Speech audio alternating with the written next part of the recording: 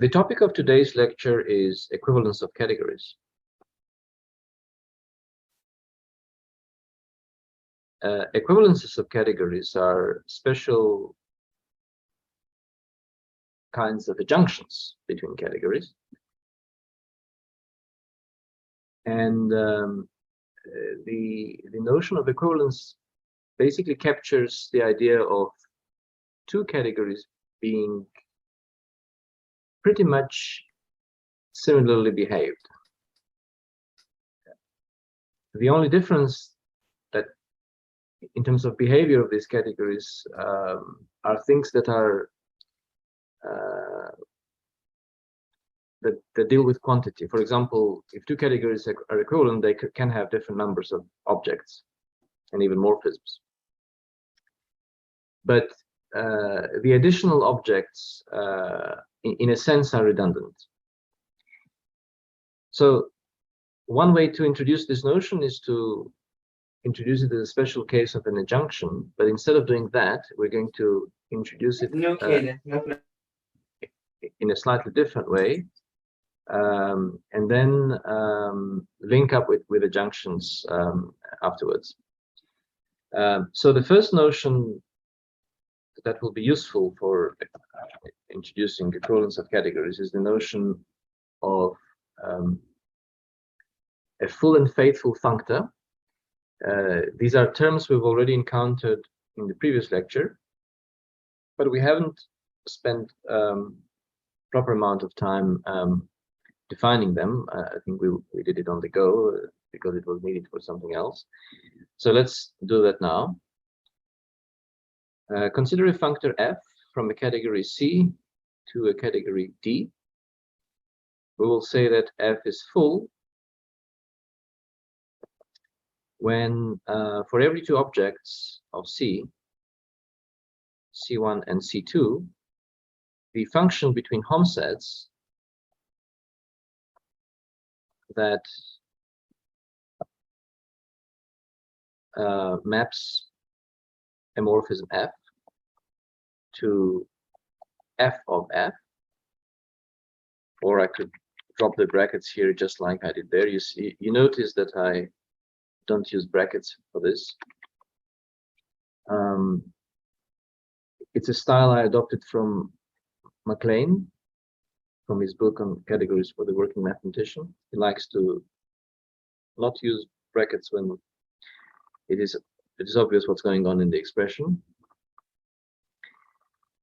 So this function is to be surjective. So functor is full. Sorry, this function, yeah, I did say this function, right? A functor is full when this function is surjective for every C1 and C2.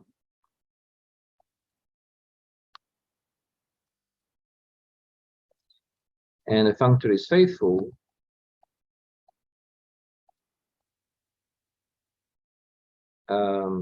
when the same function is injective.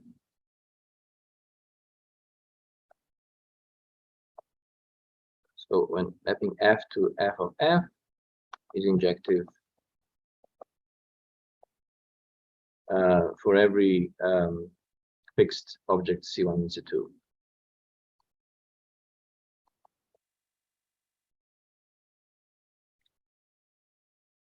Where f is an arrow from C1 to C2. And of course, then f of f will be an arrow from fc1 to fc2.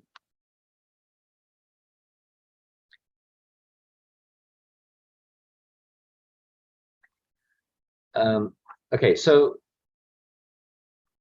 these functors have very interesting behavior, functors that are both full and faithful.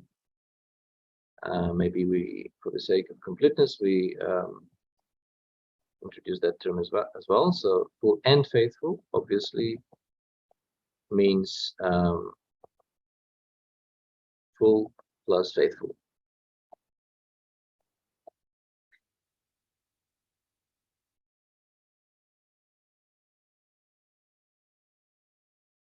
A little theorem. Given a functor from a category C to a category D, if you have an isomorphism in the category C. So let's consider a morphism F from C1 to C2 in category C. If this is iso, then f of f is also going to be an isomorphism in the other category. This is true for every functor.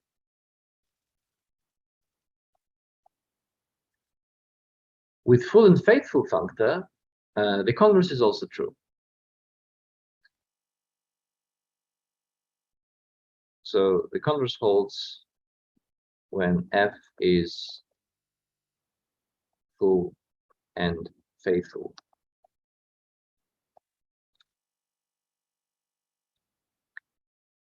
And it shows you nice behavior of functor being full and faithful,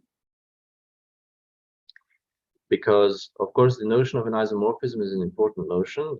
It means that two objects are basically indistinguishable in a category. And when you've got a functor, if two objects are indistinguishable and you apply the functor to those objects, then they remain indistinguishable in the other category. But now you might have something that are very different from each other in C, but in D they become indistinguishable.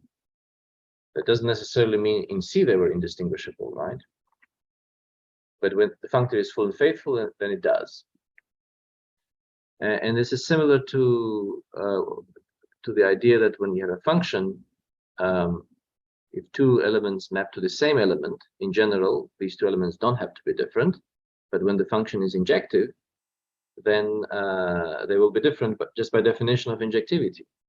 So you can kind of think of full and faithfulness as generalization of injectivity, although notice that it's really only the faithfulness that generalizes injectivity.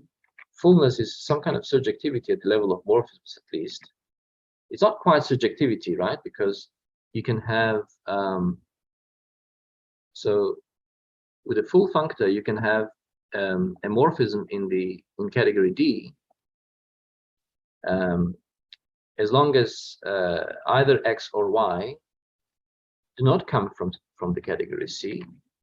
G doesn't have to come from the category C either. But if you've got a morphism such that the domain of the morphism does come from the category C, and also the codomain of the morphism comes from the category C, then such G must come from the category C as well, because of surjectivity of this map.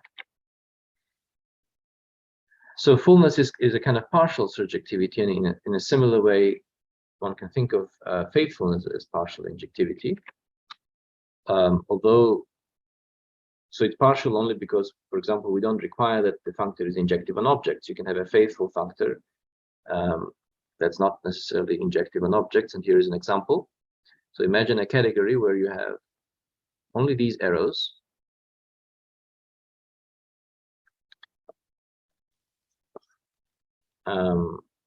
and something here, and then you map them this way. So these loops shown there are the only identity arrows in the category, and because of the rest of the structure, there will be a unique way of defining composition. And you can see here that this functor will actually be both full and faithful, the one that maps this diagram to that diagram, and here this diagram is mapped to that diagram. That functor will be full and faithful because once you fixed C1 and C2,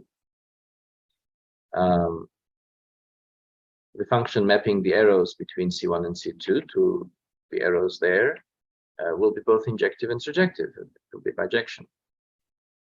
But the functor does map these two objects to the same object. So you see that the functor is not injective on objects. However, faithfulness wouldn't have been enough to deduce that the converse implication here holds. So this injectivity type of property, saying that if two objects C1 and C2 map to two objects in the category D where they are indistinguishable, in other words, there's an isomorphism between them, to deduce from that there's an isomorphism between C1 and C2, we do need F to be not only faithful but also full. Professor, if I'm understanding you correct, so is my intuition that we're essentially mapping connected parts of a category to connected parts of another category, where we can't contract two objects to be the same, but we can take two disconnected parts that are isomorphic in some graphical sense and then put them on the same one. Is that intuition good, or am I missing something? Well, I mean, any functor would preserve connectedness, right? Yes, but it would sometimes contract objects to be the same, or it, yeah. So this one can also, as I showed you on this example, this can also contract objects. So you see that we had so I'm speaking in the language of graph homomorphisms. You can some functions between graphs are only graph morphisms because they contract edges to be the same vertex. In that language, this would be a graph homomorphism, not a graph morphism, because you can't take two objects that are connected and make them the same object, because otherwise your hom sets seems like they would screw up. No, you can. But you can. Oh, you can. Okay. You can, and thanks to this theorem, you will know that those objects must have been isomorphic to each other. So if two objects are mapped to the same object, then they will be isomorphic when the functor is full and faithful. So I didn't actually this. What I said here wasn't correct, in fact, right? This functor is not full because. So thanks for that remark to help me realize that I made a mistake here. These two objects would map here, right? But then this functor is not full because you've got here C1 and C2, and now you've got an arrow between their mappings, the identity arrow, but you have nothing here from C1 and C2. So the functor isn't full. It's still faithful, but it's not full. If it were to be full functor, I would need to have arrows going back and forth, actually, because if I now set my C1 to be that and C2 to be that, then again, the identity arrow would force an existence of an arrow there. And in fact, this will turn out to be an isomorphism. So objects can map to the same object, but these objects will be isomorphic to each other because of the theorem here.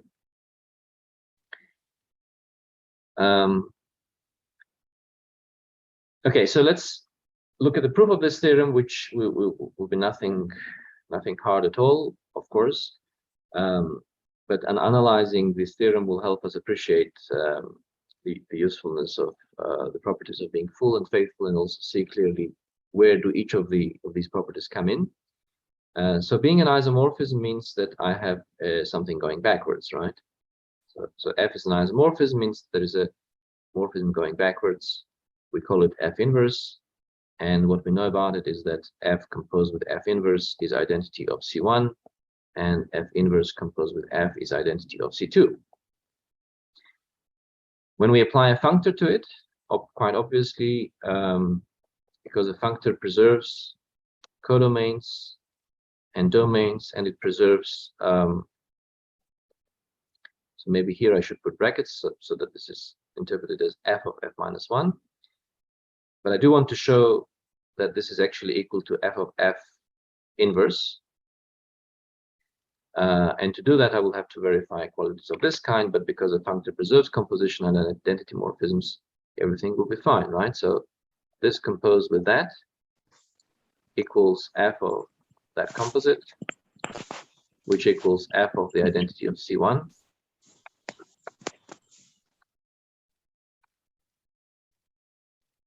And on the other hand, F of F inverse composed with F of F equals F of F inverse composed with F, which is F of identity of C2. And so those ones are, of course, identity of FC1 and identity of FC2.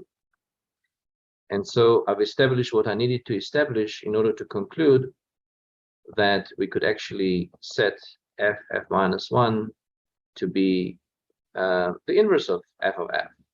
So that equals the inverse of F based on these two computations. So the fact that the isomorphisms are preserved basically come from the essence of what a functor does, that preserves composition and identity morphisms, and also domains and codomains. We do want this thing to be positioned in the right way, so we can compose it with f of f. And now let's look at this a converse implication when we want to reflect the fact that something becomes an isomorphism later on. So imagine now we start with a morphism f. So let's prove the converse now. We start with a morphism f.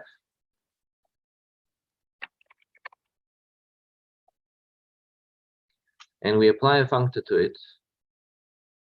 And we now know that this functor is full and faithful, and let's see where we're going to make use of that fact. We apply the functor to it, and we know that because we assume that f of f is an isomorphism, then it means that there is an inverse to f of f.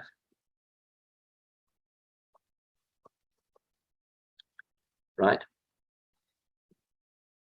Okay, so now we need to generate an inverse of f based on the inverse of f.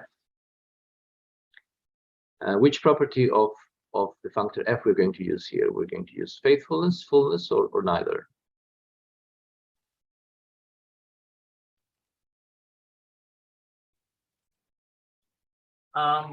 Well, so faithfulness seems to be the most important one here. I don't see how faithfulness will be used here. Oh no, I completely checked with the theorem of the inverse of isomorphism is isomorphic.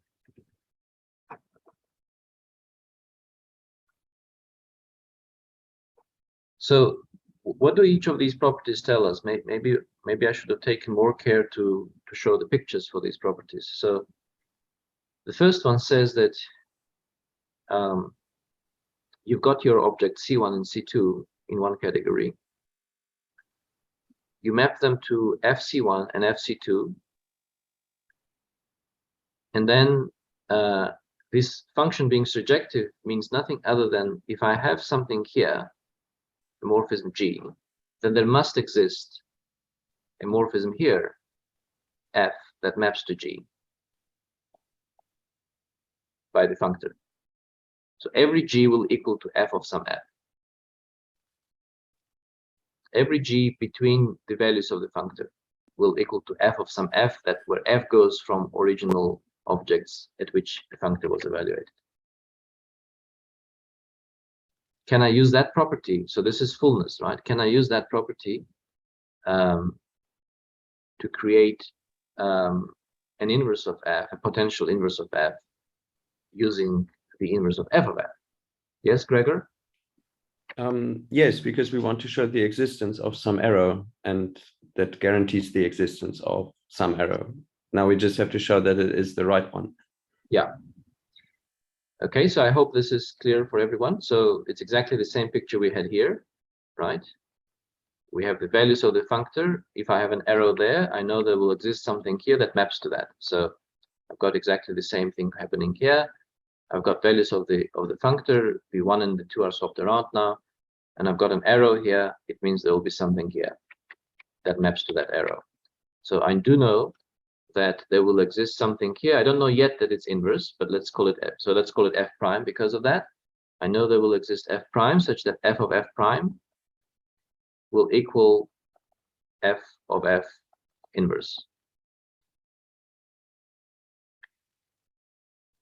Okay, now I need to prove these kinds of identities for F prime, right? That I want to prove that F composed with F prime, let's say, equals identity of C2.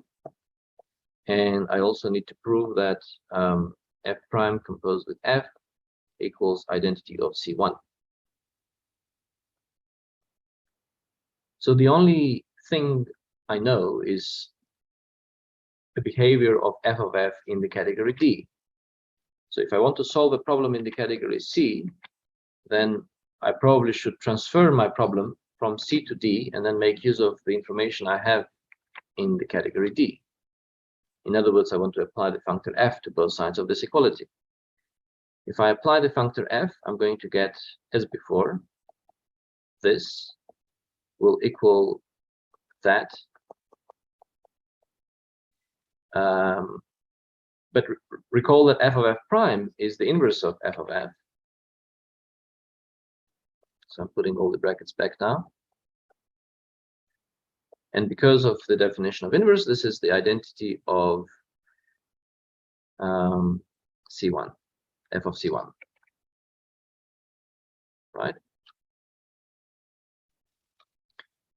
Okay, so I did establish that these two morphisms do get mapped to the same place by the functor f. And now let me go back to the drawing a picture for faithfulness. So what does faithfulness say? If I begin with fixed object C1 and C2, and I have two arrows, F1 and F2, faithfulness says that if these two arrows map to the same arrow between f of C1 and f of C2, so f of F1 equals f of F2, then F1 and F2 must equal. So this should imply that F1 and F2 are equal. So it's not quite injectivity on morphisms, it's injectivity on morphisms that share the same domain and codomain, right? So I just need to check that these two morphisms will share the same domain and codomain, and then I can use injectivity feature of the functor f for such pairs. Okay, so do these two morphisms share the same domain and codomain? Well, of course they do, otherwise we wouldn't even be asking the question whether they're equal to each other or not, right? If f prime composed with f is a loop that goes from C1 to C, sorry, from C1 to C1. And also the identity morphism of C1 is such a loop.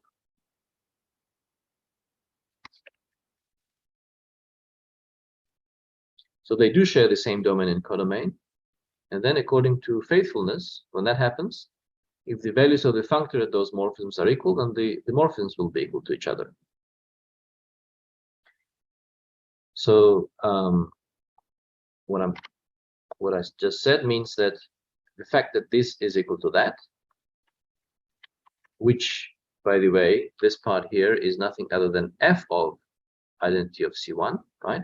So now we get that f of the composite is equal to f of that identity. Since these two morphisms do have the same domain and codomain, by faithfulness we get that this equality holds.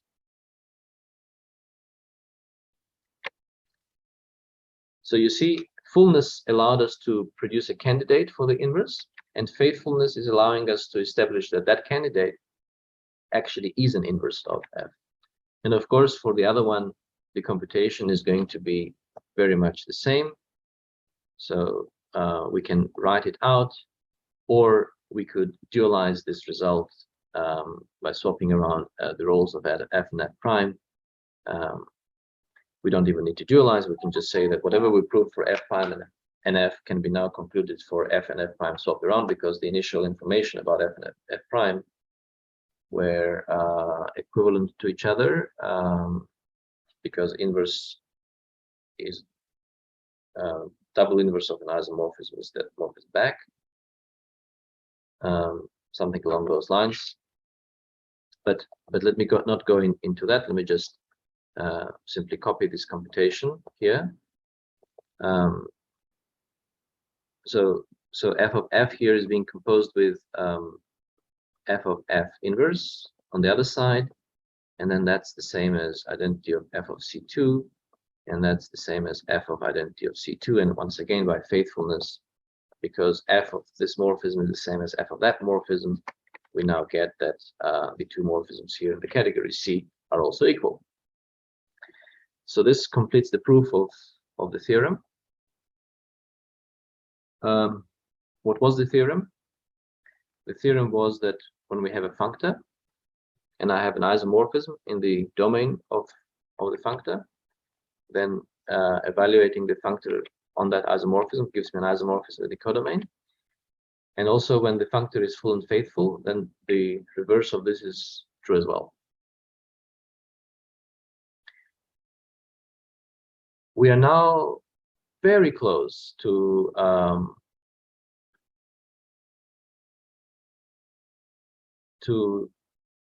understanding what an equivalence of categories is.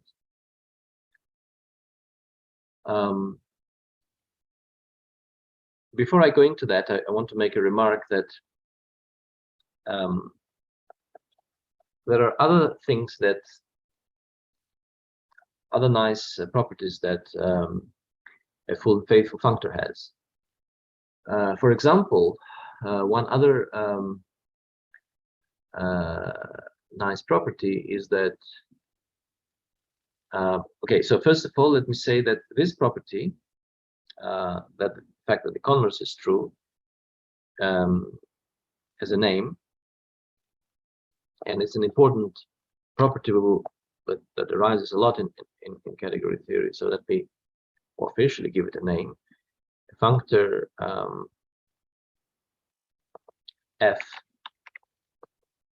from a category C to a category D is said to reflect isomorphisms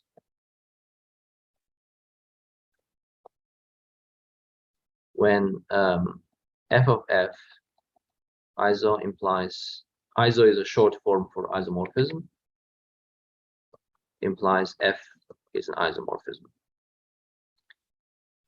for any morphism f in C.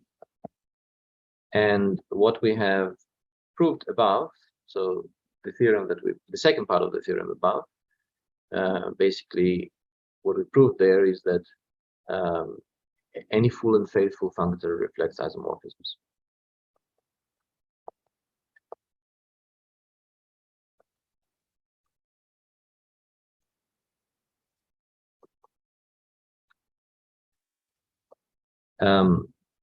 But there are other properties that will be preserved and that will be reflected by such functors.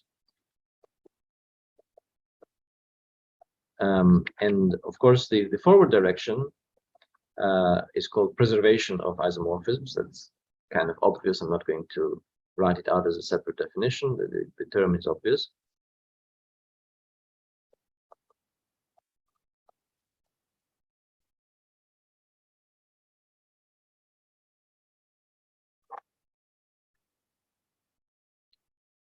Okay, but before I go into other properties that are preserved and reflected by the functor, actually, because that will lead to another notion that I might have or not have time for today's lecture. Let's first define what an equivalence of categories is.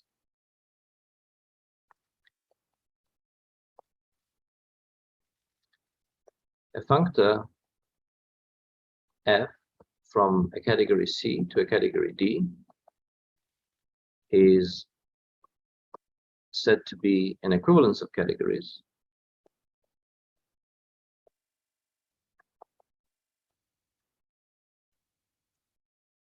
when the following two properties hold. The first property is that f is full and faithful.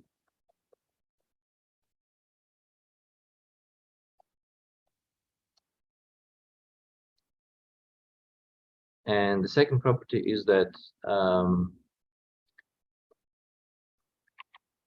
any object D in D is isomorphic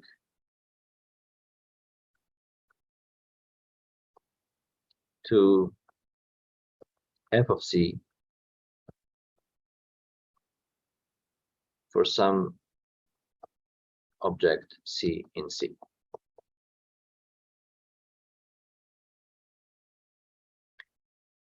Let's draw a picture for this.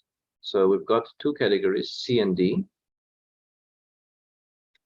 and we can draw this type of insertion of one category into the other, which represents the image of the set of objects of the first category. So here we will have all the objects that come from the category C. So this is our category C, and that's category D. And now we're saying that the functor, first of all, the functor is full and faithful. And as we remarked earlier, it does mean that if two objects map to the same object here, then these objects must be isomorphic. Why? Because there is an identity morphism from any object to itself. So if these two objects map to the same object, then the identity morphism, because the functor is full, right? The identity morphism will create some morphism here. And then that morphism will have to be an isomorphism because identity morphism is an isomorphism.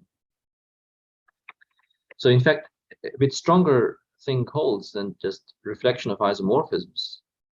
In the property of reflection of isomorphisms, we're saying that if I start with a morphism, right, and then f of that morphism is an isomorphism, then my original morphism f will be isomorphism, but with a full and faithful functor, we have a stronger property where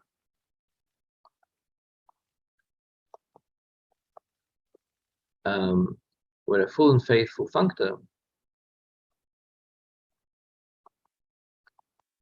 reflects isomorphic objects.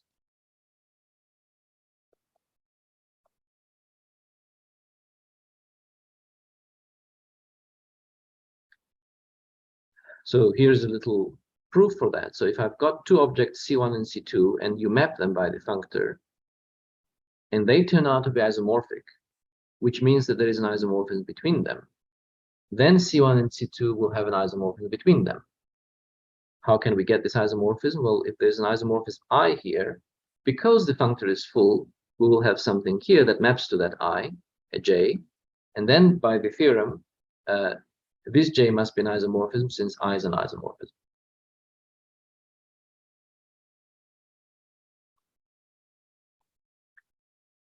So we do know that if two objects map to the same object, because every object is isomorphic to itself, we do know that these objects will be isomorphic.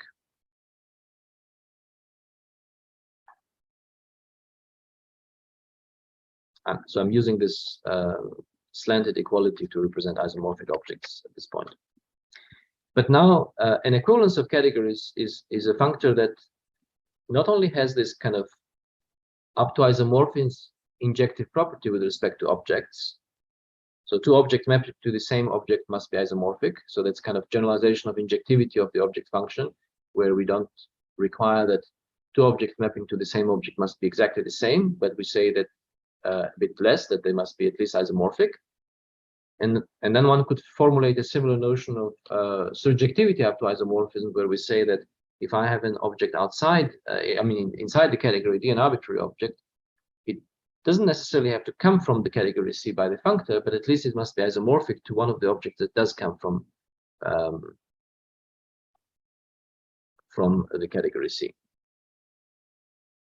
And of course, isomorphism will have arrows going back and forth, right?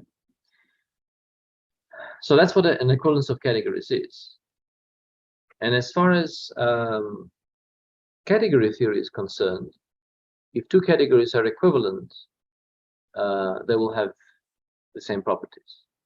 They will not have same mathematical properties in the sense that, for instance, obviously by this definition, it is, I think, clear that you can have the following example where you just have a category with just one object and one morphism, right? In another category with one object, two objects, identity morphisms of those, and then also an isomorphism between them. Now, these two categories are not mathematically the same because the number of objects differ, right?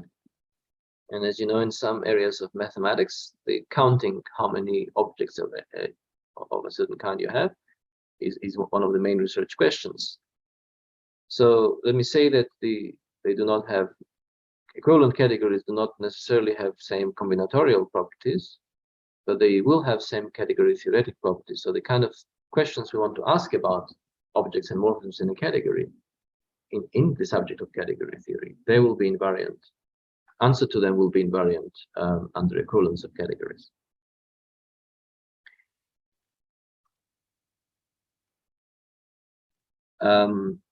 So what is our first example?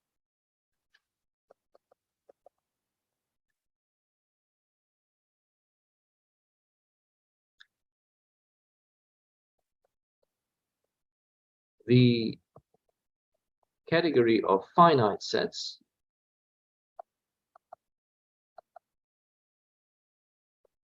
is equivalent to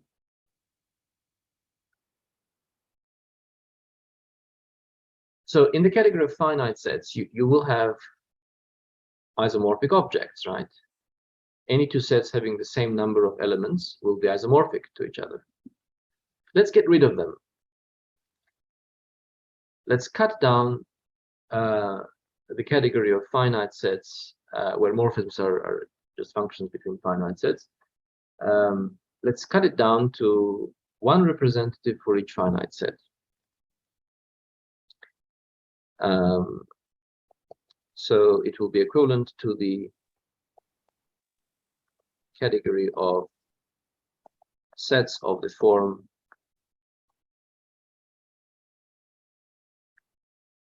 one, two, up to n, where n is a natural number, including the number 0. So when n is 0, then this set is by convention defined to be the empty set. So all the numbers from 1 to 0 is the empty set because there are no numbers bigger than 1, bigger or equal to 1 and less or equal to n, to 0. Can we see this as the poset of non-negative integers? No, because the morphisms here are functions between these sets. Okay, so you can have in the other direction as well. Okay. Yeah, and many of them. Yeah. Yes. Okay. So how do we know that the category of finite set is equivalent to this smaller category of finite sets? Well, clearly one of them is entirely inserted in the other, right? So if I take the category of let me call this n actually, the category of natural numbers, where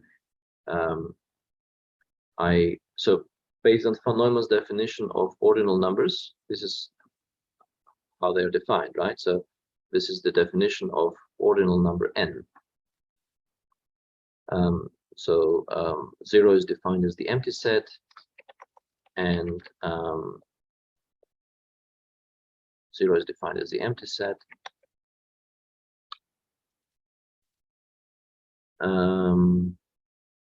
Yeah, there are. Okay. If I want to match it with von Neumann's definition, I have to slightly adjust my definition here. Then I want to begin with 0 and end with n minus 1.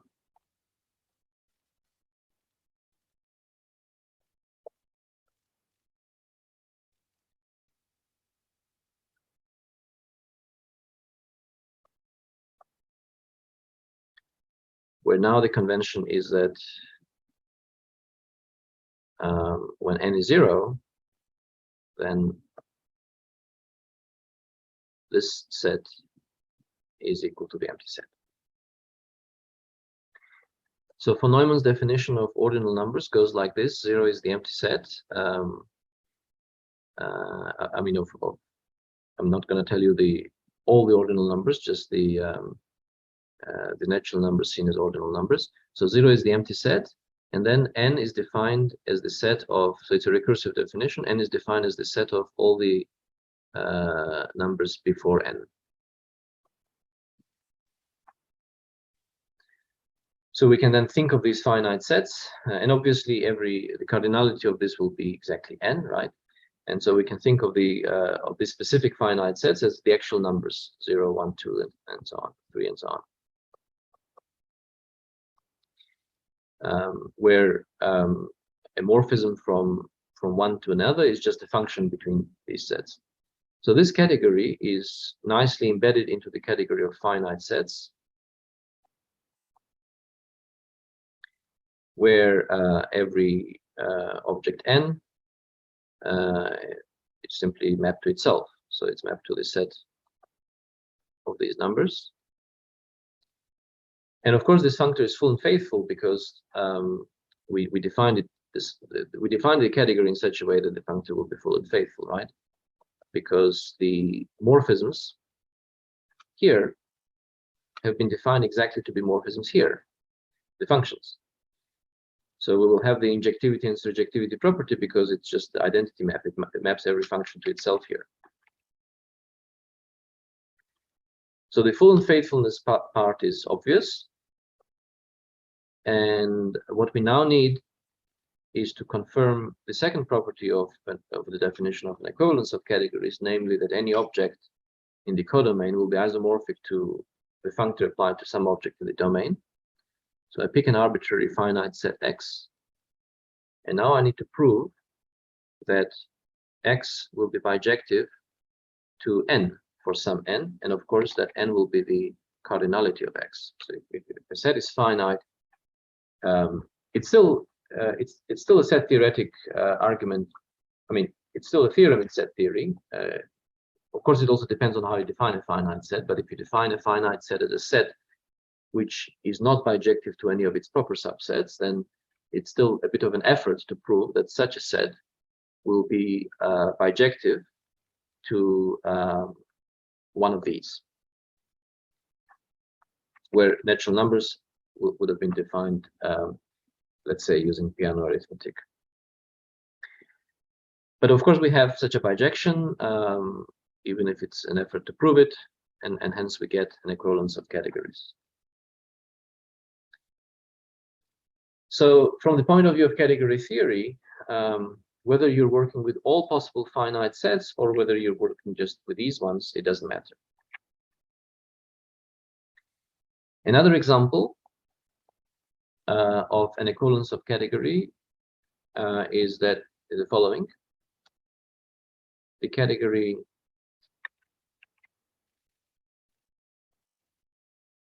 of finite dimensional vector spaces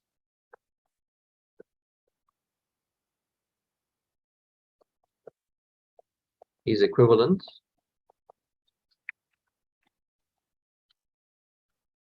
to the category of matrices.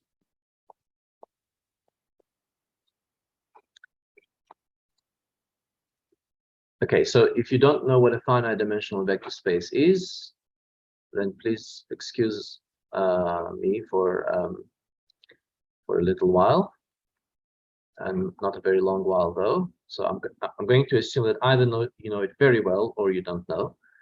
So I'm not going to stop for a long time here. I just want to check whether we have introduced the category of matrices or not. I think, yeah, we have. In the very first lecture, we defined one of the examples of a category was the category of matrices. And let me just remind you that in the category of matrices, when you've got two objects, so objects are the same as in the other category, they're natural numbers, but morphisms are defined differently. And these could be matrices over a field F, and then this could be finite dimensional vector spaces over any field F. So in the category of matrices, a morphism is a matrix. It's an M by N matrix. Morphism A is an M by N matrix. And once again, we have a nice insertion of the category of matrices into the category of finite dimensional vector spaces, where we simply take powers of the field.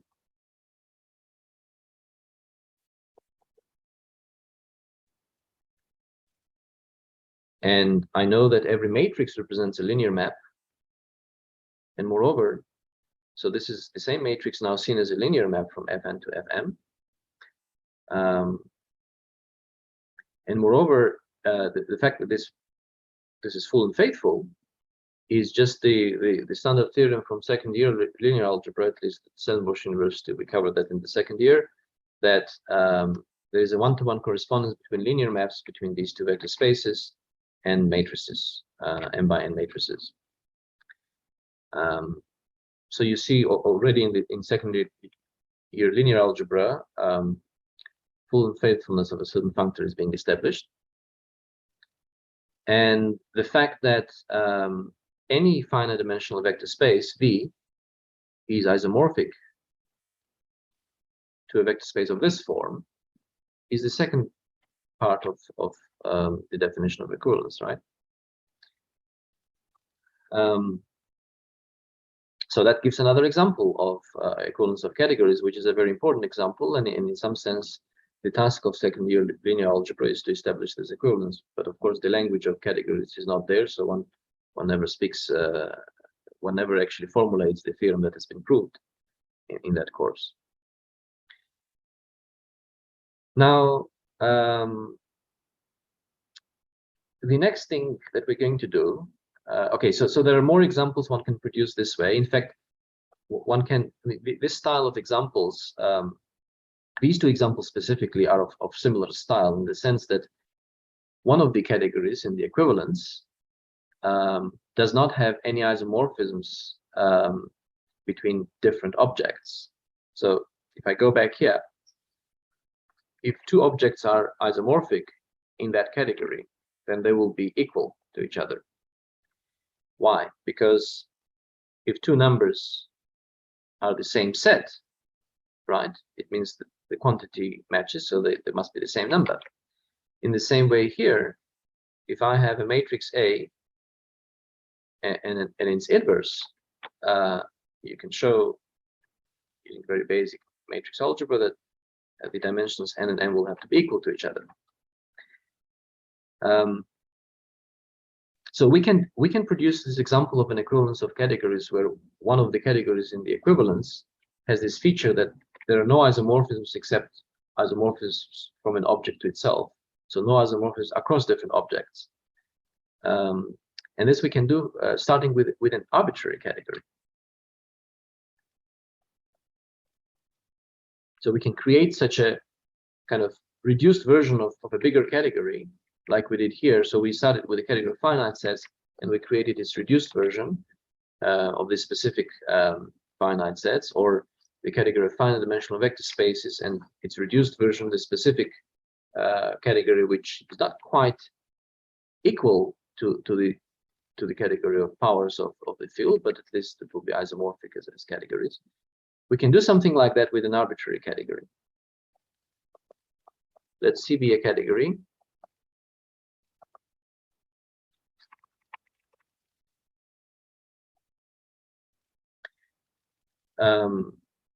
Well, first of all, a notion that we should have probably introduced a long time ago, but we somehow managed not to do that, the notion of a subcategory. A subcategory of C is a category D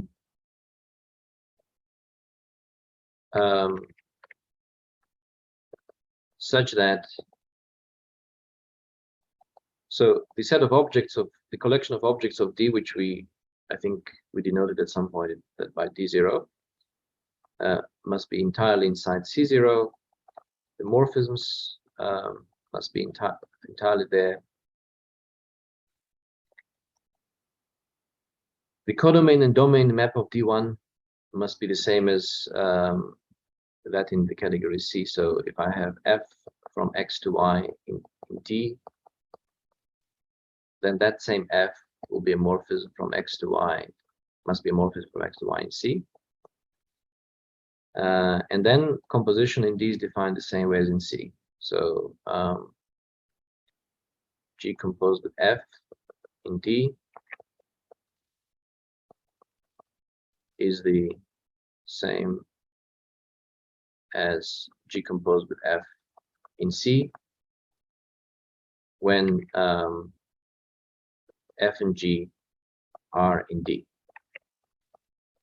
Another way to define a subcategory is just to say that you've got a collection. So you've got your big category here, category C, and then you've got a collection of its objects and morphisms, so that this collection is closed under composition and identity morphisms.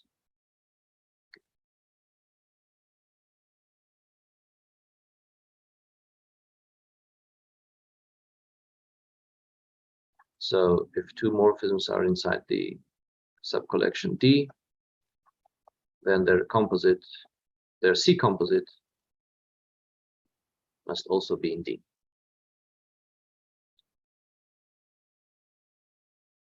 What I just said is not identical to the definition I gave, but by experience with mathematical structures, you probably can see that these two approaches will give the same notion. You might be wondering what happens with identity morphisms. How do we know that? Because I have said nothing about identity morphisms here. How do we know that the identity morphisms also match? And in fact, we don't know unless I put it as an extra requirement. So identity morphism in D is identity morphism in C. If I don't put this extra requirement, then I will get a funny situation where, for instance, you can have, let's take a two-element set, 1, 1, 2, and it has two morphisms, right? The morphism, the identity morphism, and also the morphism that swaps around 1 and 2. Let's call it S for swapping around. So I could have my category just being the one that consists of just this object and these two morphisms, with composition being defined by S composed with S. Okay, sorry, I didn't mean to write that S. I wanted to write something else. My apologies. I want to take the morphism that maps everything to one of the variables. So let me actually rename these things. Let me call these things A and B. And I could have a constant function that maps everything to A, let's say.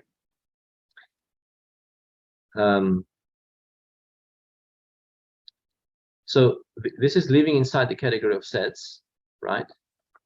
And now I could consider a portion of sets consisting of just this set as an object and just this function as the only arrow.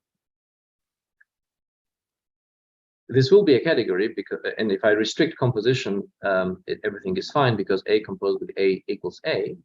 This will be a category indeed, because A will satisfy identity morphism condition in this category because the only thing to be checked is that A composed with A is A, and it is so in the category of sets. But this thing is not a subcategory of the category of sets, simply because the identity morphism here does not match with the one there.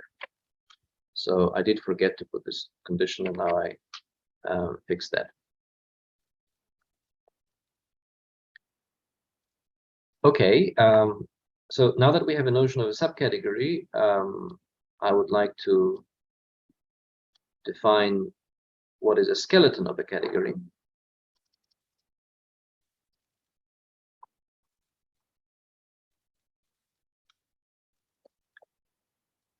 D is said to be a skeleton of C when firstly D is a subcategory of C,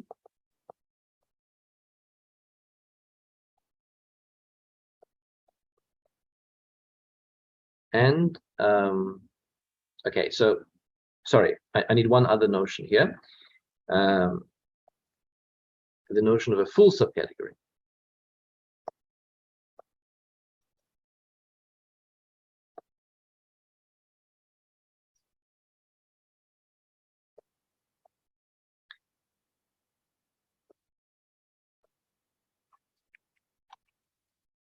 D is a full subcategory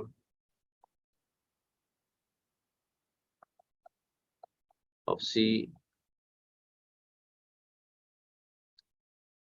essentially when the inclusion functor, you see, because objects of D come from objects of C, and also arrows come from there, and the domain codomain is matched with the how it works in C, and composition in D is matched with how it works in C.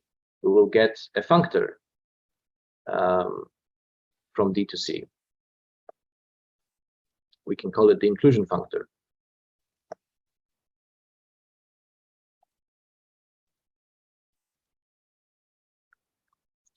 And so a full subcategory is when this inclusion functor is full. On the picture, this means that if I'm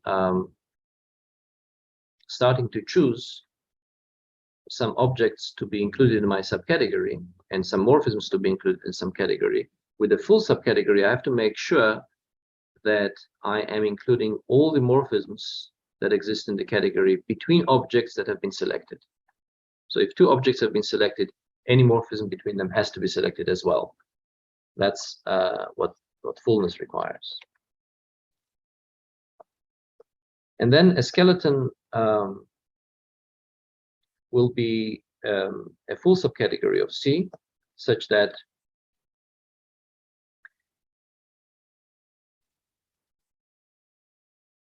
the following two properties hold.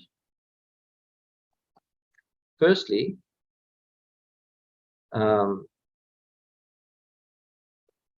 any two isomorphic objects in D are equal. So if I've selected some object to be inside D, and there is another object that's isomorphic to it, then I'm not going to select that other object. I'm only going to keep one copy for each isomorphism class of objects.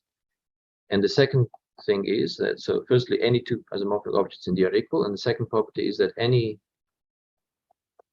object in C is isomorphic to an object in D.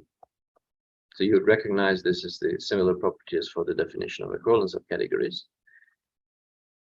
And this similarity is not something unexpected. In fact, we have this theorem that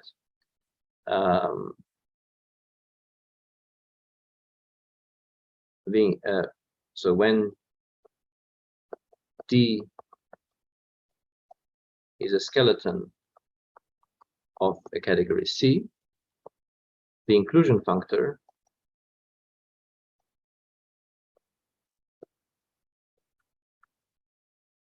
from D to C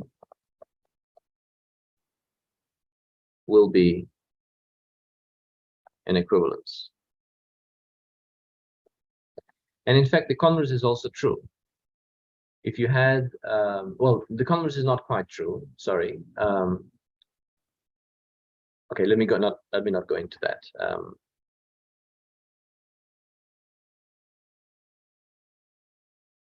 You might want to explore what I had in mind in an exercise. What I do want to say, though, is that every category has a skeleton, and that will require axiom of choice. But once we have that axiom of choice, we can claim that every category is a skeleton. How are we going to create a skeleton out of a category? We take category C, and we partition it based on objects being isomorphic to each other. So the equivalence relation, according to which we will partition the category, will be the relation that relates to isomorphic objects. And then in each isomorphism class of objects, we're going to select one object. And then we're going to select all the morphisms that existed in C between these selected objects. So we're going to take the full subcategory corresponding to the set of objects. And that will definitely be a skeleton of my original category. Why will it be a skeleton? It will satisfy the conditions. Firstly, any two isomorphic objects in D will be equal. How do we know that? Imagine that these two objects turn out to be isomorphic to each other, right? Well, we have the inclusion functor, so if they're isomorphic in D, they will be isomorphic in C. but if they're isomorphic in C, they must have been in the same equivalence class. But we never selected anything from the same equivalence class, so they can't be isomorphic. Two different objects can't be isomorphic in D. And secondly, how do we know that any object in C will be isomorphic to an object in D? Well, in each equivalence class, we selected one. So if I have a random object, I will search for the selected object in the equivalence class of that random object. And that's how I know that it will be isomorphic to an object in D. And if we perform this procedure, we can create an example of an equivalence which is of similar style as these two examples, because in fact the first example is exactly like that. So this thing will be a skeleton of the category of finite sets. This category here is almost a skeleton. If I want it to be a skeleton, I just have to rename n to be f to the power n and rename my matrix with the corresponding linear map. So the category of matrices is not quite the skeleton of the category of finite dimensional vector spaces, but it's isomorphic as a category. This category is isomorphic to a skeleton of the category of finite dimensional vector spaces. Okay, would you like to ask any questions about what we discussed thus far? So just to comment about the axiom of choice. So can we get a category that is equivalent to a skeleton of subcategory without it by considering equivalence clauses? Or is there some weird technicality coming in there? Sorry, Jean, I think I didn't understand your question. Could you please repeat the question? Oh, sorry.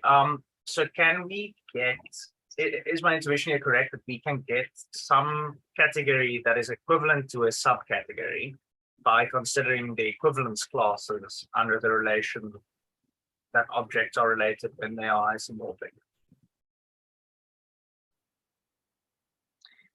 I don't think I understand your question still. You're saying what happens if we have that one category is equivalent to the skeleton of another? Well, so if we look at this construction you have here on the right, the way you use the axiom of choice is by choosing a representative from each sector here.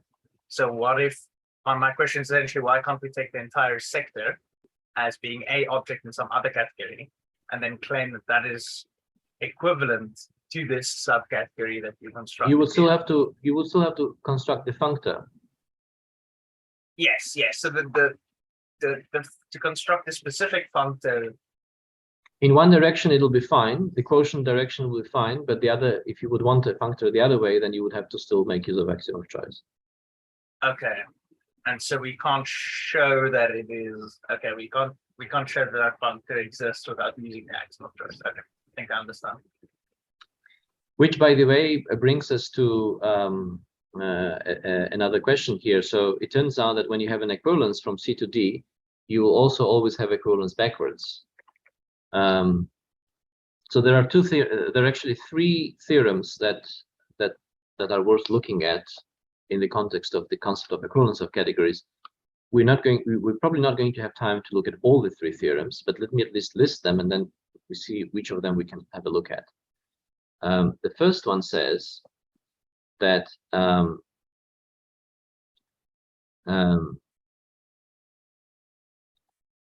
two categories C and D are equivalent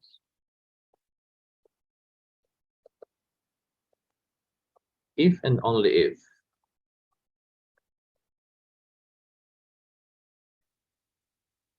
they have isomorphic skeletons.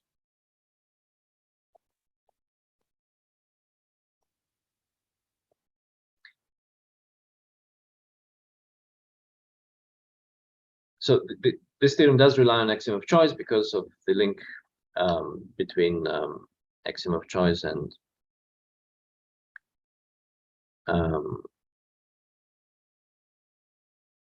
so the fact that every category has a skeleton is the fact that will make use of axiom of choice, and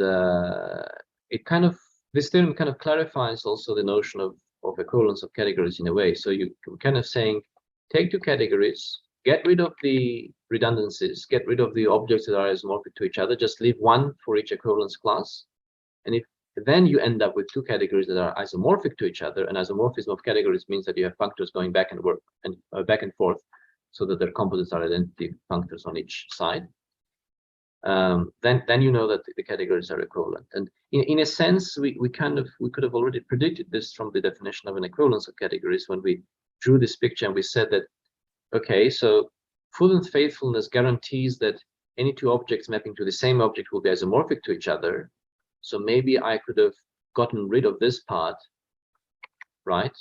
And every such part, and eventually be left with objects which are never isomorphic to each other, and then force this way the functor to be an injective on object, the functor to be injective on objects.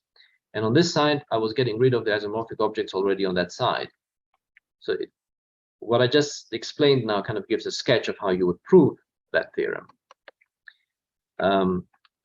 And intuitively, if you see the intuition behind the skeleton of a category as something that gets rid of redundant information, right? Then we're basically saying that the two categories are equivalent when, after getting rid of redundant information, they become isomorphic categories.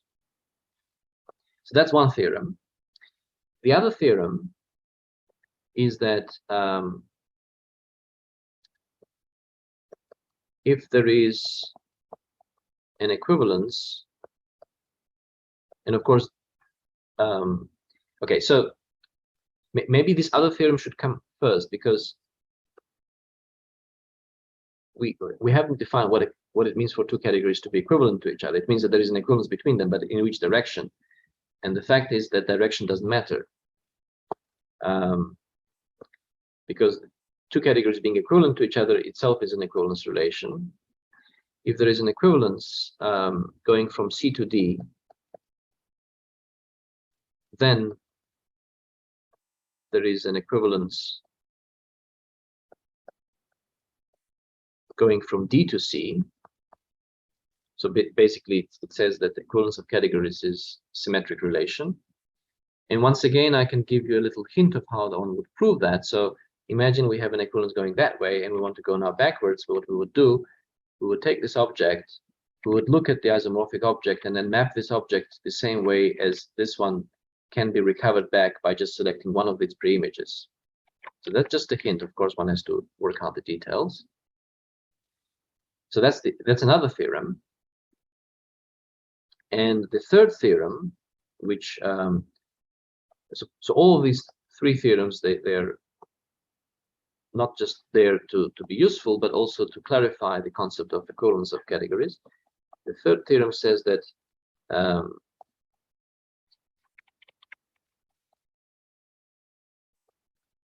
there is an equivalence of categories.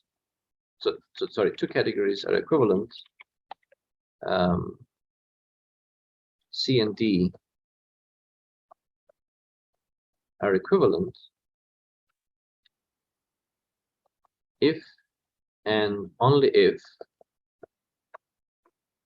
So this theorem will link equivalence of categories with the notion of the junction.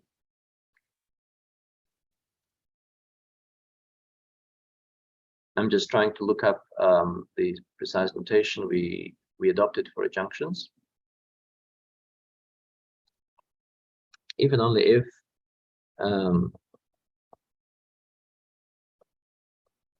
there is an adjunction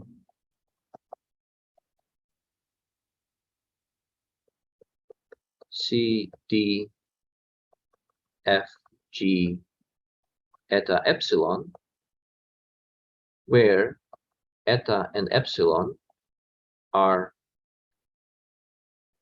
natural isomorphisms.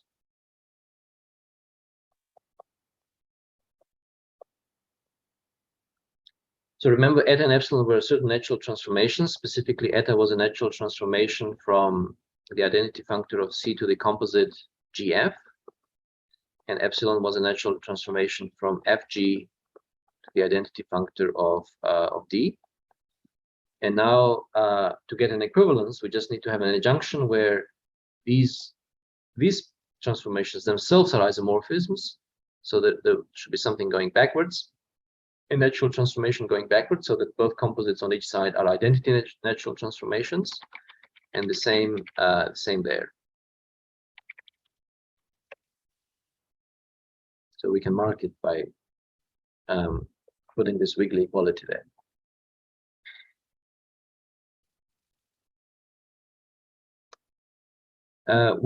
With the junctions, I think we adopted this intuition that eta kind of gives an approximation to how far an object X is from the composite G of X, right?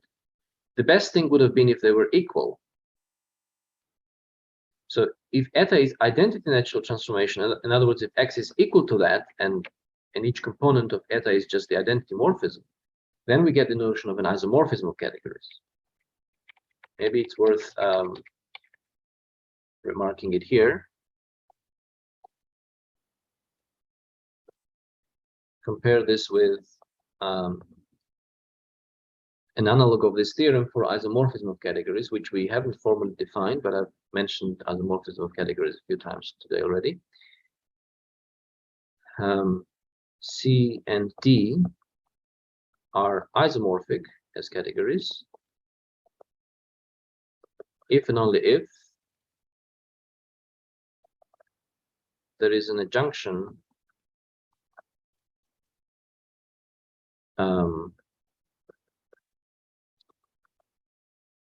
where eta and epsilon are identity natural transformations.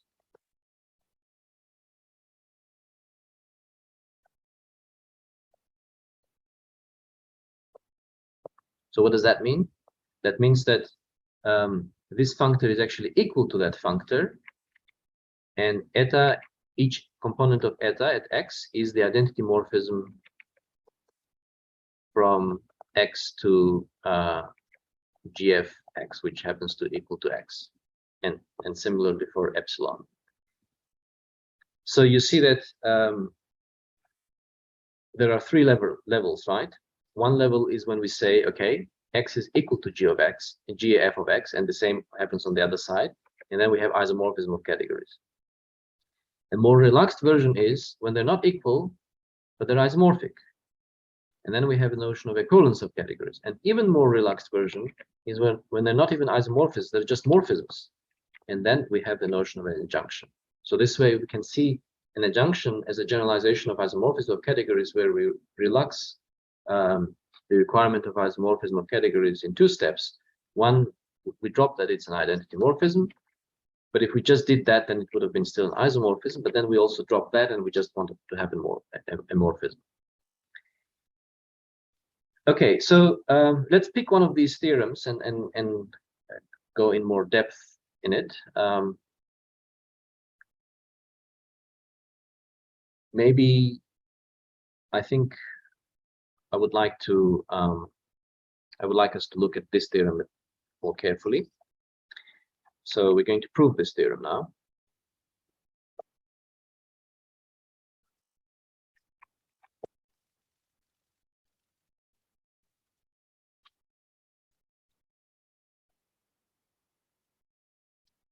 And the proof of this theorem, basically, if you know your linear algebra very well, then you will recognize in that proof the correspondence between linear maps and matrices that you learned in your linear algebra school course.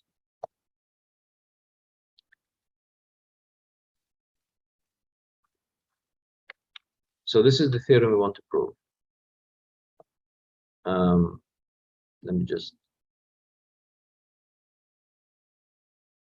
remark here that the proof is given below.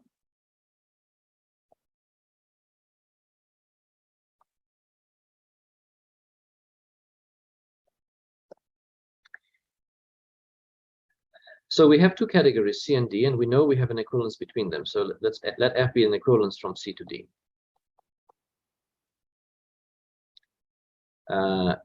This is an equivalence, and we now want an equivalence from D to C.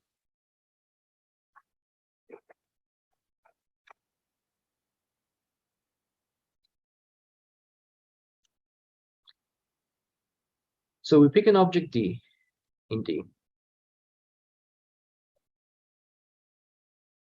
We want to define G of D. And we define it like this. Define G of D as an object in C such that there is an isomorphism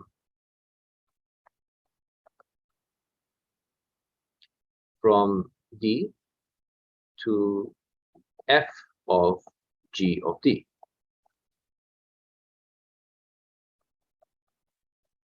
How do we know such object exists in C? Who would like to answer that? How do we know we can find an object G of D such that there will be an isomorphism from D to F of G of D?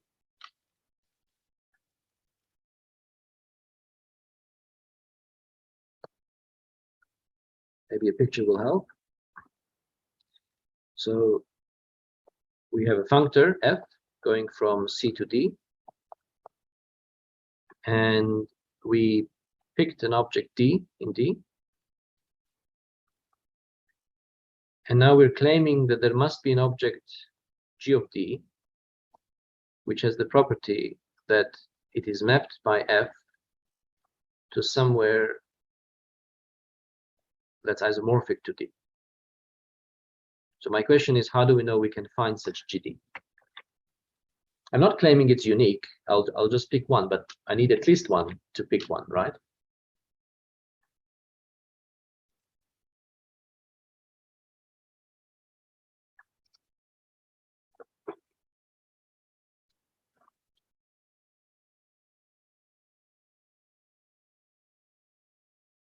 Should I maybe remind you the definition of an equivalence of categories? Let's go back here.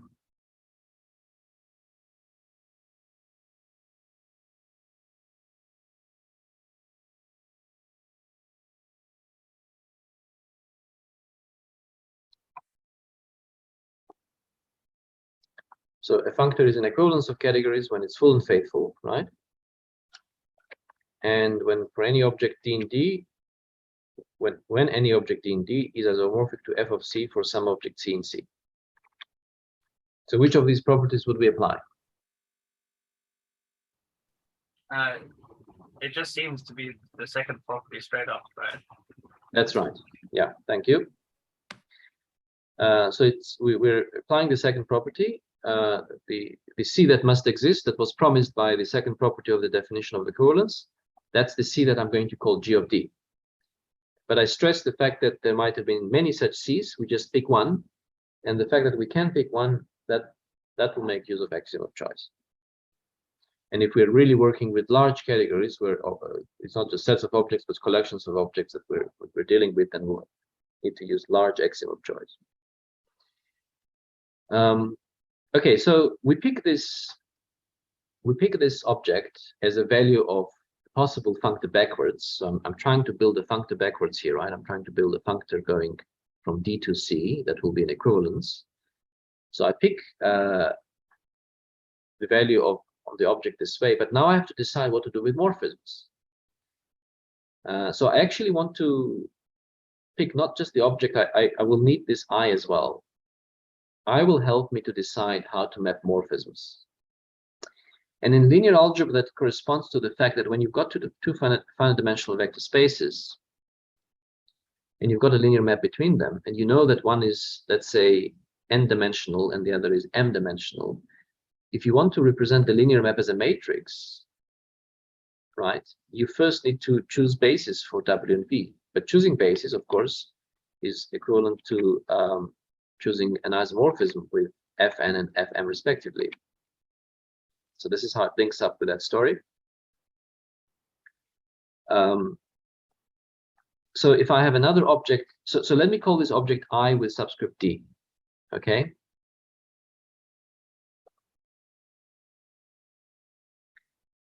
Now, if I have another object, so I've made this choice for every D. For every D, I've chosen an object G of D that has this property.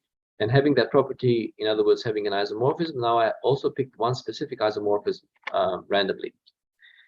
And now that I've done this for every object, now I can define what G functor must do with morphism. So let's say I have another object D prime.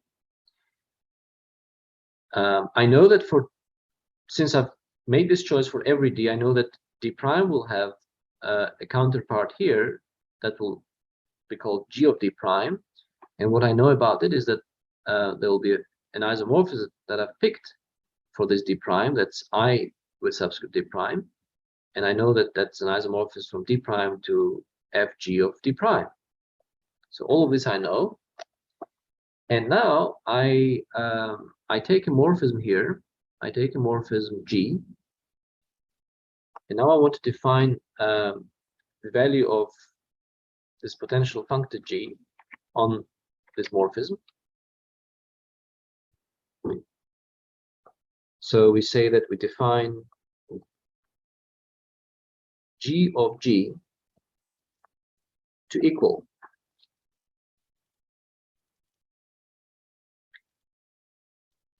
what must it be equal to?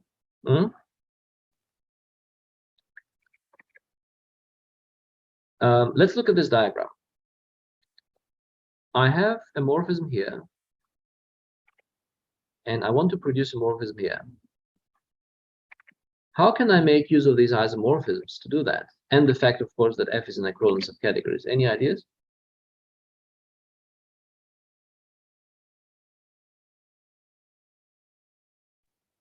Can we use the fullness property of F? Well, that's a good idea, Gregor. To use the fullness property, we would first need to have a morphism here. But once I have a morphism here, then I could use the fullness property indeed. So now the problem reduces to finding a morphism here associated to G. How would I do that?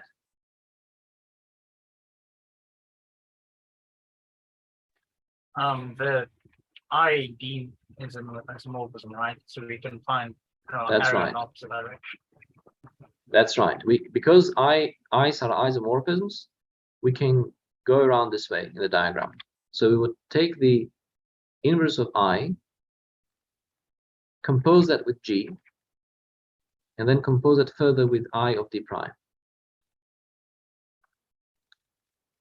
We will get a morphism between these objects, but these objects, both of them come from objects in C by applying the functor F. And that means that because the functor is full, and in fact faithful, we will have a unique morphism in here, right? That maps to that other morphism. Fullness guarantees existence, but then faithfulness guarantees its uniqueness, right? So define G of G to be the unique morphism F from G of D to G of D prime, such that F of F equals I D prime G I inverse D.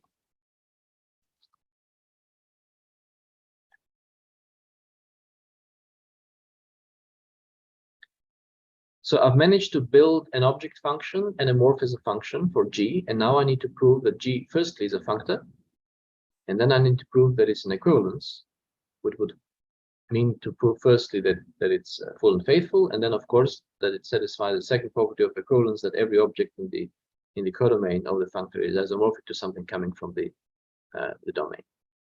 So let's first prove that G is a functor. So we would want to prove that G preserves composition. We will need a diagram for that. So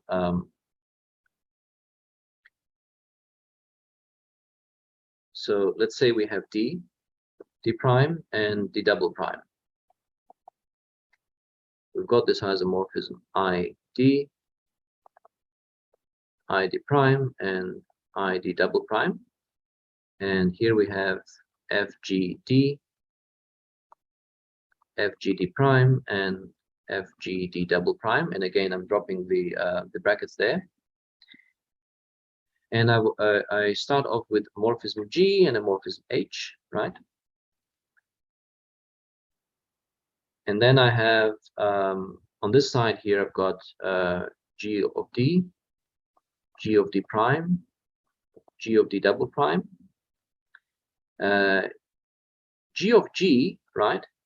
That has been defined as the unique morphism which maps to, by the functor f, it maps to this composite. The composite I D prime G I inverse D. In fact, because these two are isomorphisms, this would be equivalent to saying that the fact that this functor is that composite would be equivalent to saying that this diagram commutes.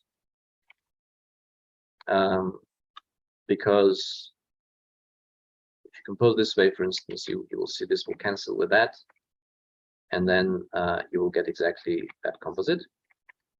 But also, if I had something else that makes the diagram commute, this other thing, just by using commutativity and precomposing both of them with something going this way, I would then get that this, and this equals this, and this. But this is identity, so I would get that this is equal to this, and this. So saying that,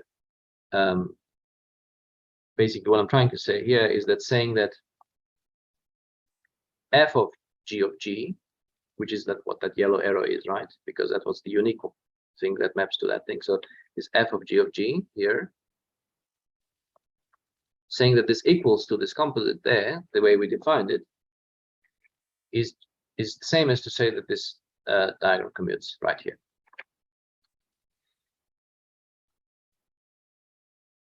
And now, in a similar way, we have here G of H, and we have something that makes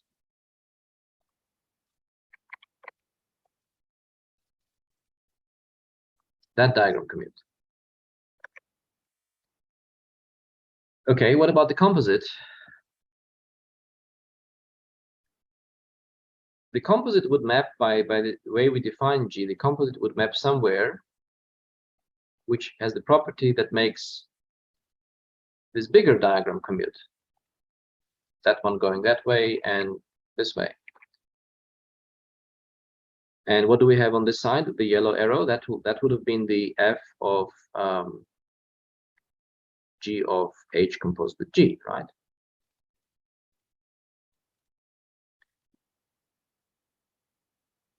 What about composing G of G and G of H on the side here?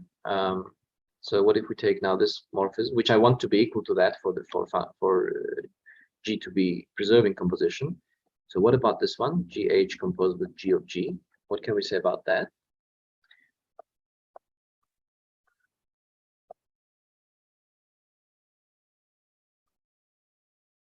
Well, F preserves composition. F is a functor, right?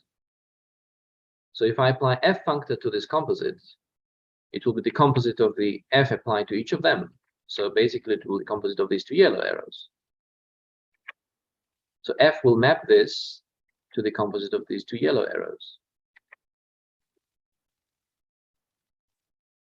And then the argument is that, okay, so we know that this long yellow arrow makes the outer rectangle commute, and the two smaller arrow makes the two inner rectangles commute. So then, of course, the composite of these two small arrows will also make the outer rectangle commute, because if this diagram commutes, that one commutes, then this whole thing will commute. And that means that both this long yellow arrow and the composite of the two, both of them make the outer diagram commute. But because these things here are isomorphisms, that will force these yellow arrow and the composite of the two to be equal. And that would mean that this morphism and that morphism by F map to the same place. But then because F is faithful, then these two must be equal to each other. So this is the way you can prove this diagrammatically. But if you're not yet so used to diagrammatic way of thinking. Let's write out the details algebraically. So we're going to now go back to where we stopped here with the formal mathematics. So where we wrote this definition of G of G, and now I'm going to write out the equations that stem directly from this. So I want to prove that G of H composed with G equals G of H composed with G of G. But because the functor is faithful, it is sufficient to prove that this happens when I compose both of them with F. So that will be implied by the fact that this holds.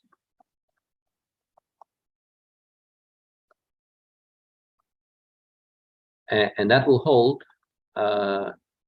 if and only if the other one holds, since F is a, so this itself will be implied by the fact that, making use of the fact that F is a functor, this equality reduces to the following one.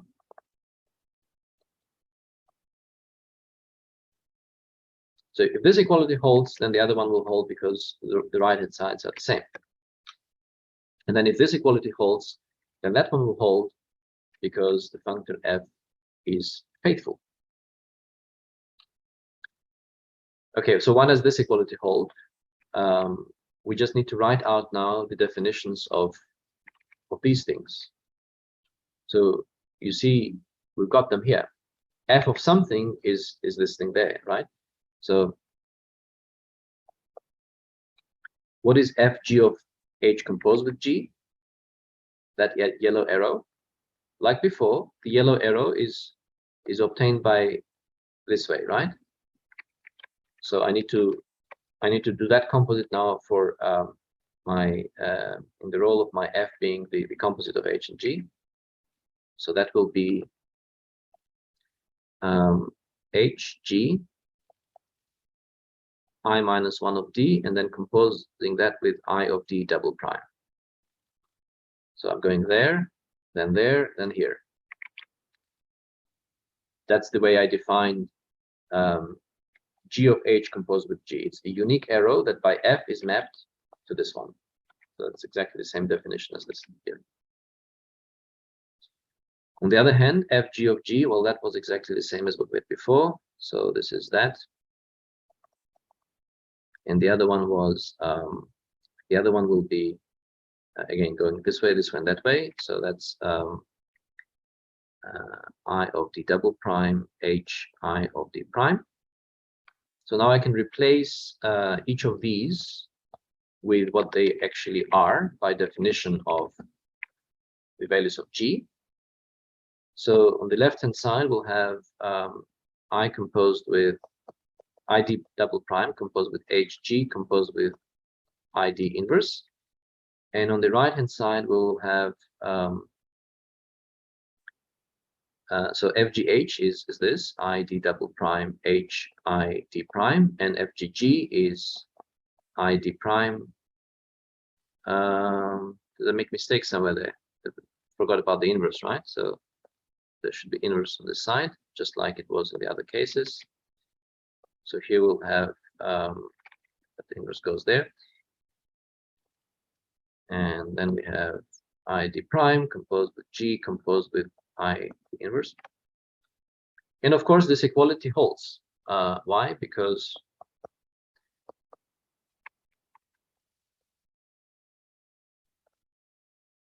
if you look at this side here, you've got an isomorphism composed with its inverse. That's, of course, identity morphism. And identity morphism composed with anything is that thing. So this is clearly the same thing. That is clearly the same thing as that, but that's exactly what we have on the left-hand side. So hence, we then get the proof. So we start from here, that equals that. Sorry, this implies that equals that, and so on. It goes on unto this point, where here we use faithfulness of F. And of course, in fact, these implications are not that it's useful, but these implications are actually equivalences, because from left to right, we could just go by applying the functor. So if two morphisms are equal, of course, F will map them to the same place. And here we have equivalence because the right-hand sides here, they were identical there. here we have equivalence again because we replace things with things that were equal to it. And also here we have an equivalence. So there are two approaches to kind of convincing yourself that G preserves composition. One is this computation here. The other is the diagrammatic argument I showed you before. And if you want to link them up between each other, you can do that in your own time. This will help you with practicing thinking in terms of diagrams. Okay, so G preserves composition, and in a similar way, it will not be difficult to show that G preserves identity morphisms. So if I want to now prove that G of, let's say, identity of C equals to identity of G of C, proving that is equivalent to proving that after composing with F, they're the same.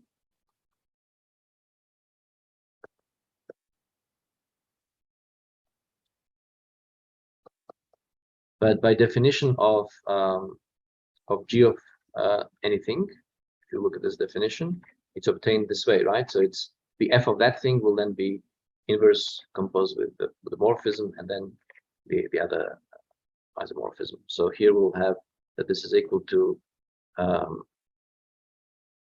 I don't know why I introduced the letter C there. Sorry, this is something that lives in the category D, so there should be D there.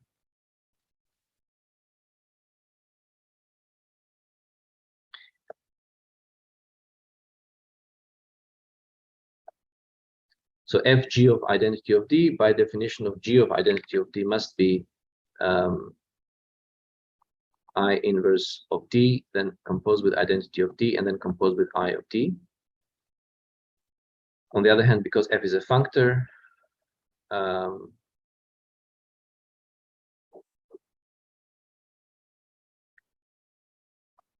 just a moment, sorry.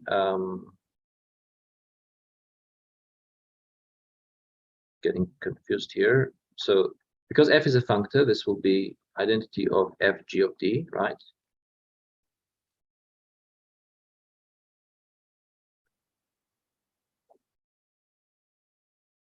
And of course, this equality we have because since we have identity morphism here, we can just remove it.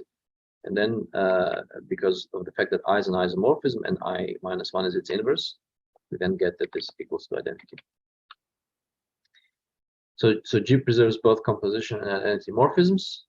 Therefore, G is a functor. But now we need to get convinced that G is full and faithful, right? And then finally, we will have to show that everything in C is isomorphic to something coming from D via G.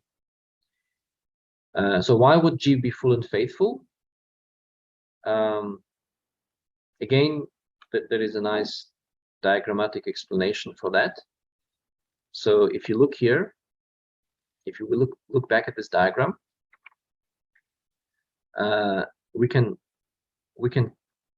think of the mapping, the G mapping. So what does it do for arrows? It maps this arrow to that yellow arrow there, right? But we can think of it as being split up into two steps. One that we first map G to this yellow arrow there by this composition this way. And then we map this back there by the bijection we have between these home sets because F is full and faithful. So I think of this mapping now, mapping G onto there, I think of it as a composite of two mappings. And if each of them are bijections, then that will be a bijection as well, which will be full and faithfulness of the functor B, right? Of the functor G, sorry. So why is this step bijection, mapping G to there? It will be a bijection because of these things being isomorphisms. That's in fact, we kind of already used that bijection in a way in the diagrammatic proof of functoriality of G. Okay, so once again, so this is like the easy intuitive way of seeing this using the diagram, but now let's also elaborate all the algebraic computations here. So to prove that G is full and faithful, what do we need? We need this function, which goes from d hom of dd prime to hom of gd prime. We need this to be bijection, the one that maps g to g of g. That's full and faithfulness, right? Injectivity is faithfulness, and surjectivity is fullness.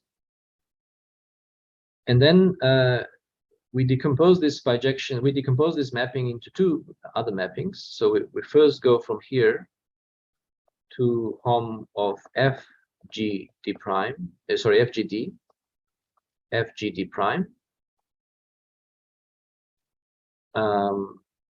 And then we do have a bijection this way because f is full and faithful. What does this bijection do? It maps f to f of f, right? And this is a bijection since f is full and faithful. Okay, now what about this one? What this does, this mapping does here, it simply takes G and maps it to, you see what we did to G. So we take G and we map it to this composite here. ID prime G ID inverse. Now, how did we define the G function? We said that G of G is the unique f such that f of f is that, right? So we define this function here this way. We take G. This was defined as the unique f, which mapping by this bijection here back gives us that result.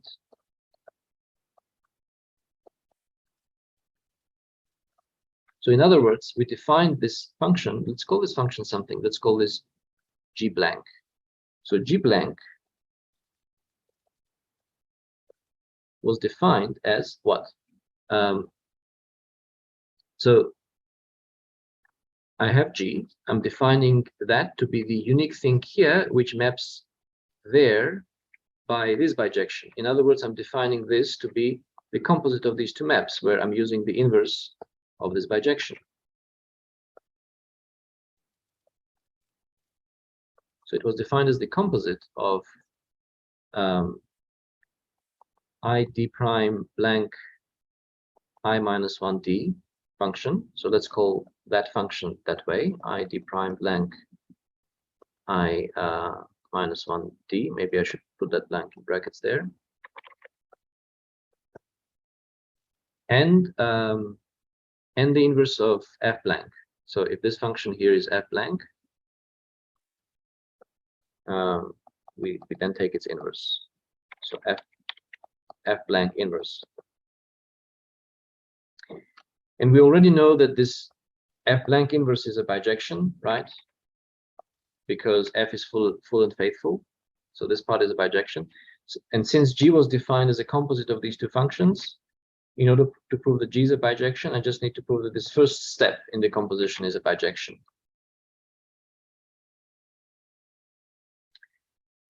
Okay, so that kind of links up now the algebraic argument I'm going to give with the geometric diagrammatic argument I sketched earlier.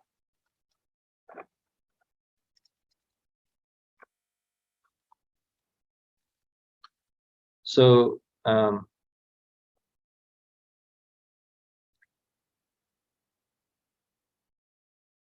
why? So now we want to prove that this thing is indeed a bijection, right? So why is it a bijection?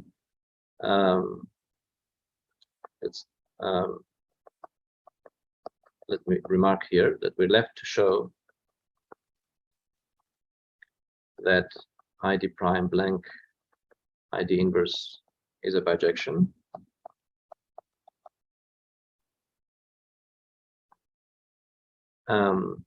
And now we simply go and show that. So injectivity, let's say this composite equals that composite with G and G prime being possibly different arrows.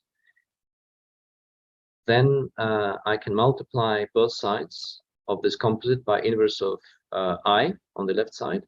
So then I'll get G I D inverse equals G prime ID inverse. And then I multiply both sides by ID, right? And get that G equals G prime. So that's injectivity.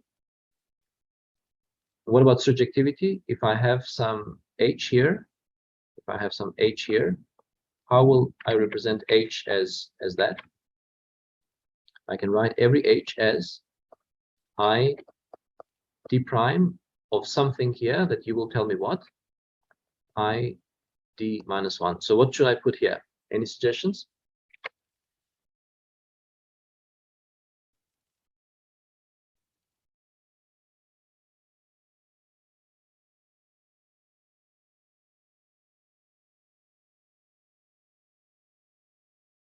Maybe a diagram will help. So we've got D, we're going to, with I, we're going to F G of D. Now we have an H. So this is ID. Then we have D prime, and we have its own I D prime, and this goes to F G D prime. We have an H, and previously we would have started with a G here and gone this way around to get something there, but now we are doing the opposite. We're starting with an H, and the question is, what G do we put here so that when I go this way around, I get back to my H? Maybe ID in ID prime inverse G ID. Yeah, so exactly. So no, you can't make use of G, right? We are starting with H. Oh,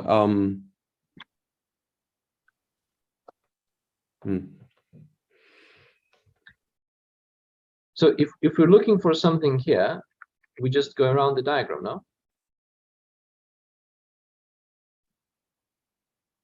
Oh yes. So then we use ID prime inverse and then H and then ID. Yes. Yeah. And also algebraically, it maybe wasn't too difficult to guess that because we know this will cancel each other. So I can represent it like this, and hence this mapping is surjective. Okay, so the last step now is, so we've shown that the G is full and faithful, and the last step would be now to show that every object in C is isomorphic to one coming from D.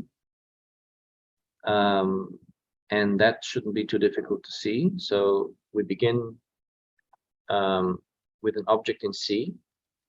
We now are looking for something that will be isomorphic to, so we're looking for some D's such that G of that D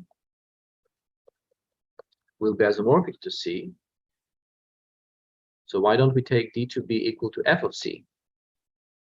If we take D to be equal to F of C, now we need to establish that, so then G of D will equal to G of F of C, right? And now we need to establish that C and G of F of C are isomorphic to each other. But remember how G F of C was defined, or rather G of D for arbitrary D. G of D was defined in such a way that when we apply the functor F to it, so F of G of D,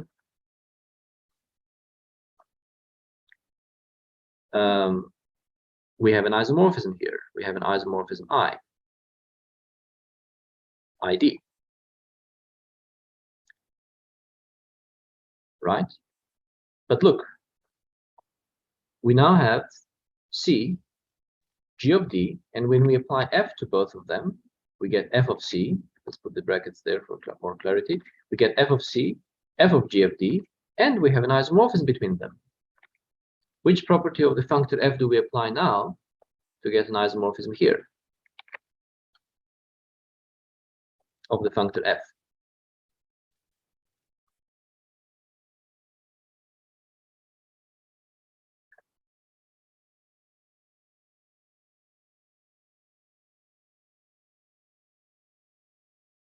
So once again, I wanted to show that C. So I'm trying to show that this functor backwards is an equivalence, right? So I want to show that every object C will be isomorphic to G of something coming from the other category. I need to find that thing. No, Yeah. we know something needs to map to ID, right? By fullness of F, right? Yes. So yeah. So you have some. Yeah, some exactly. Yeah. So we don't even need to go through that argument because we already went through that argument in this blue remark we made here. We said that a full and faithful functor reflects isomorphic objects. There we go. So by applying that fact and seeing that C and G of D will be isomorphic objects in the category D, because F is a full and faithful functor, we know that C and GD will be isomorphic. So C and G of F of C are isomorphic since F reflects isomorphic objects. And this then completes our proof.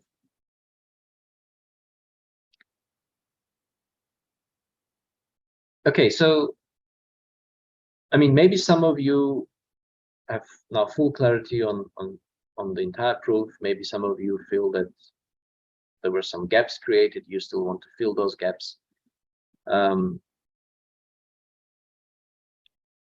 Like in every subject, not just in mathematics, when you get used to a language, then certain things you can understand quicker than someone else who is not used to the language yet. And this specific proof is a very good exercise to get used to the language of categories. So if you did struggle to follow, so my pace was not completely for a complete beginner. I was assuming that you have a bit of competence of the language. But if you nevertheless found that the proof was not fully clear, it means that your competence in the language of categories has space for further improvement. So I highly recommend for you to go back to this proof and clarify all of its steps. And also, at each time, link up with each other the geometric approach, the diagrammatic approach, and the algebraic one. So clarifying these two, how these two link with each other is very important for developing the skills of working with categories. Because in category theory, it's a lot of ideas and proofs come from ability to link up the algebraic argument with the geometric one.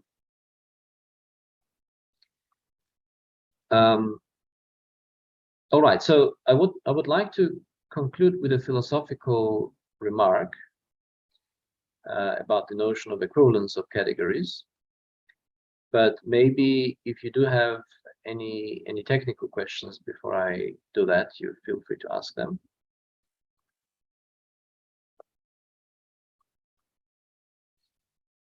So my philosophical remark is the following. When we study objects in real life, we have this notion of equality. Two things are the same, right? When we introduce mathematics into real life, we give a little sacrifice to our real life sensation of equality.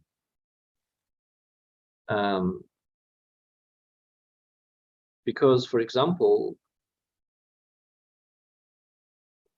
two apples are not the same as two other apples, because one of the apples could be red and the other yellow, and in the other set, both apples could be green, right? But we still think of this as two, we don't distinguish between the fact that they were of different color. So in mathematics, when we introduce mathematics based on ideas from real life, like quantity, we have a different notion of equality, which is a bit of abstraction, a bit of a rougher version of the real life sensation of equality. So it's the mathematical equality. So this is real life equality and the mathematical equality.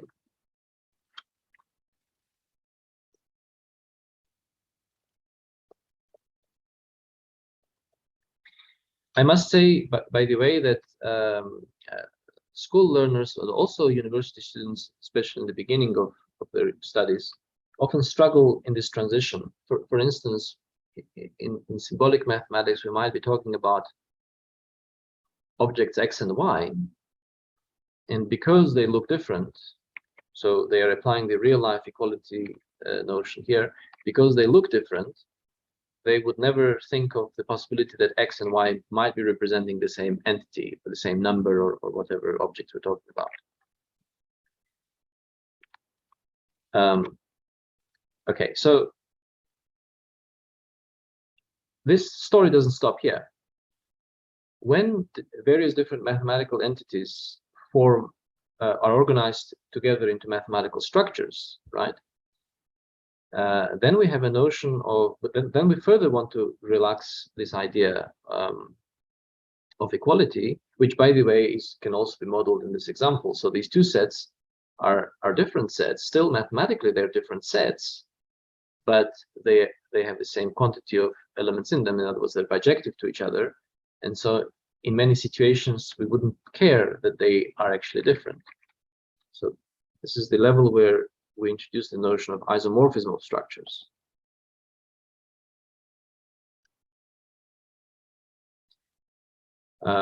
So we could think of this isomorphism as structural equality.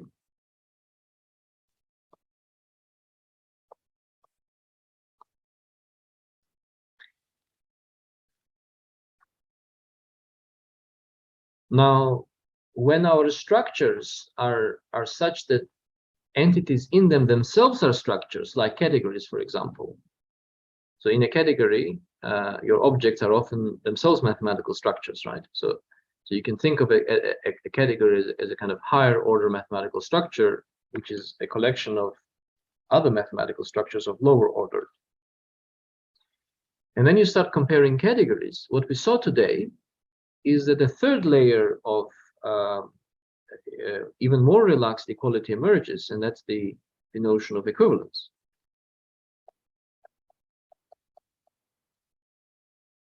We can think of this as categorical equality.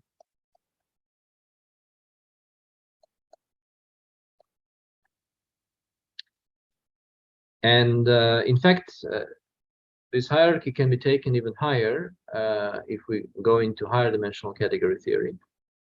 I must also say that there is an analogous hierarchy in topology where we have a notion of homomorphism of spaces, and then we relax it and replace it with a notion of two spaces being homotopic. So that was my philosophical remark. So basically what we explored today was the idea of two categories being basically the same, even though they're not isomorphic to each other.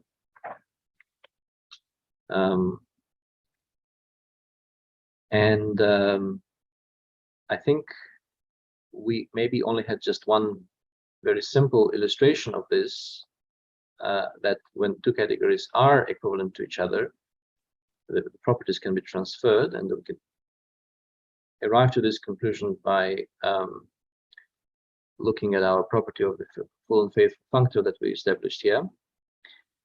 That fact that it preserves and reflects isomorphisms. So that's one thing that can be said, but we can actually say even more than that if we go back to the theorem that was linking equivalence with adjunctions. If you recall, we did remark that in an adjunction, the left adjoint will preserve colimits, and right adjoint will preserve limits. Now it turns out that when an adjunction is an equivalence, both f and g will actually be equivalences, and there will be kind of inverse equivalences to each other in a similar way how we constructed g out of f. So this g that we constructed out of f here will actually form the right adjoint in order for us to present an equivalence as an adjunction. If we had gone through that and proved that it does, then we would have also proved this theorem, at least in one direction. And so then you will get that because of that, you also, because of the fact that these are isomorphisms, you can also reverse them and get the dual situation. So you will basically get that when you have an equivalence, not just that you've got an adjunction with some f and g themselves being equivalent, but also you could swap them around and you will still get an adjunction. So f will play the role of left adjoint and right adjoint simultaneously. And that means that f will preserve both limits and colimits. So an equivalence will preserve both limits and colimits. And this kind of explains why equivalent categories have the same features, because most of the times we want to study limits or colimits in a category, and now we know that if I have an equivalent category, then they will be preserved along the equivalence. But in fact, not just limits and colimits, also other constructions one can introduce and that are important in a category which are not expressed in terms of limits and colimits, they also get preserved by equivalences. So really, equivalence of categories is when you have equivalence of categories, these two categories have the same properties as far as the properties that category theory is concerned with.